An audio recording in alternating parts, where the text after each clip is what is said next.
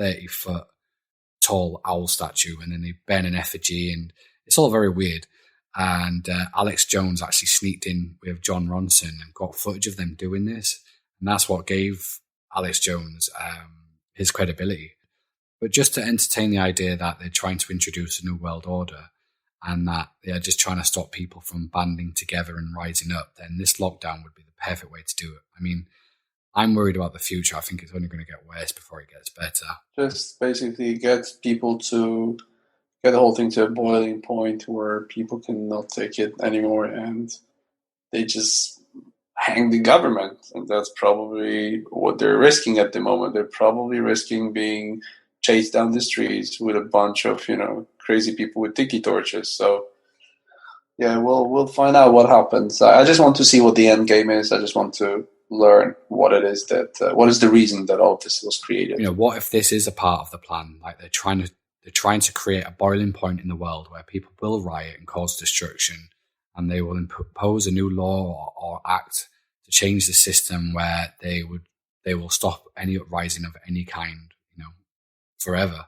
Possible. We're already seeing this in America now. Yeah, because I think we would allow it in the interest of public safety, for peace and comfort.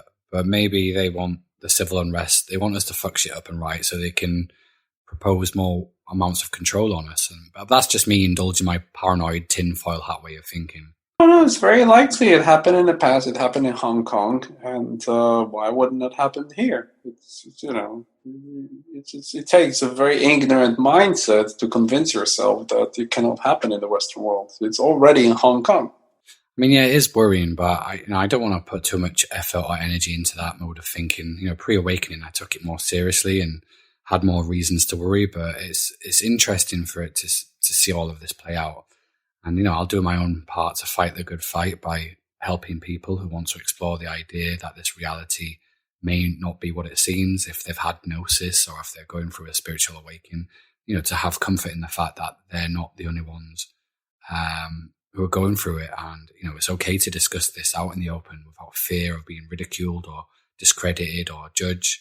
We're doing our job here, so that's what we're supposed to do. I'll let you get off anyway because we've chatted about quite a lot, but could you mention where we could find more from you? Of course, we're every social media platform. You just go to and you type in 434 or you type in 434 Machine Elves, and you'll always find me. Simply, if you want to go to my YouTube channel, just type in be434.com. So be434.com, and it will redirect you to the YouTube channel. I'm still working on the website at the moment.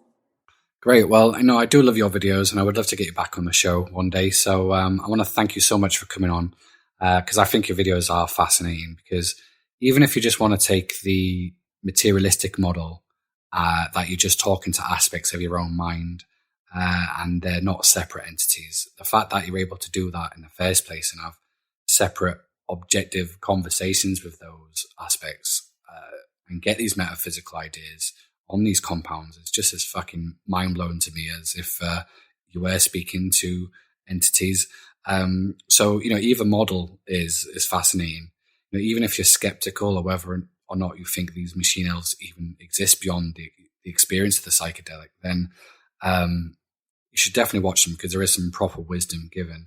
And, even if you're worried about taking psychedelics yourself, then you can get a good articulation from your videos and what it's like. So once again, thank you for coming on. And, this has been a great stimulating conversation.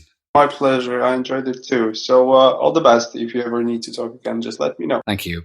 Bye. Take care now. Bye. Thanks, buddy. Have a good night.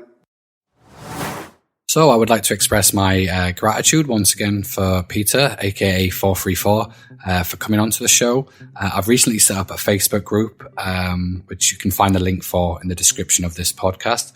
So feel free to join it if you want to discuss the podcast and get in touch with myself.